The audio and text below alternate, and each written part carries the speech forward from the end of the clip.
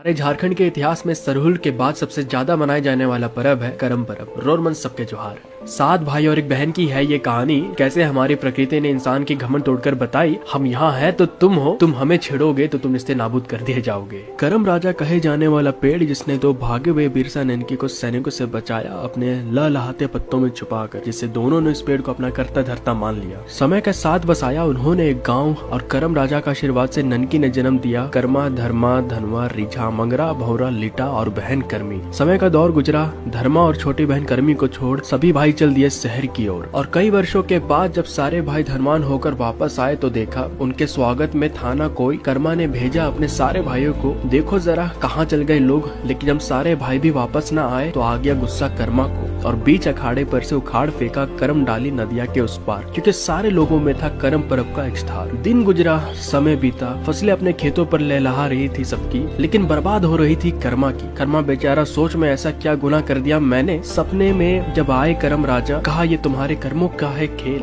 बीते वर्ष तुमने जो मुझे उखाड़ फेंका था नदिया के उस पार, जब तक तुम मुझे सम्मान के साथ करोगे नहीं विराजमान गाँव के बीच अखाड़े में, तब तक रहेगी तुम्हारी दुर्दशा। कर्मा निकल पड़ा डाले की खोज में, भूख लगी, प्यास लगी, लेकिन कुछ नसीब न हो सका क्योंकि प्रकृति उससे नाराज जो थी। फिर मिला एक मगरमच्छ जालों में फंसा। बेचारे कर्मा ने रोते हुए उसको सुनाई अपनी कथा। मगरमच्छ ने कहा, कर्मा तो मुझे आजाद तो कर, ले जाऊंगा नदिया के उस पार जहाँ बसेरा है करम डालियों का। कर्मा ने भरोसे के साथ आजाद तो किया और मगरमच्छ ने अपना वादा निभाते हुए अपने पीठ पर सवार कर कर्मा को पहुँचा दिया वहाँ जहाँ था बसेरा करम पेड़ों का। कर्मा ने 3 डालों को काट कर सम्मान के साथ विराजमान किया गाँव के बीच अखाड़े पर। और बेचारा बहुत दिनों का भूखा प्यासा खा पी भी सकता था। और फिर उसने लगाई फसल तो इस बार खराब न हुआ क्योंकि प्रकृति उससे नहीं थी नाराज और कर्मा ने सीख लिया था एक गहरा राज।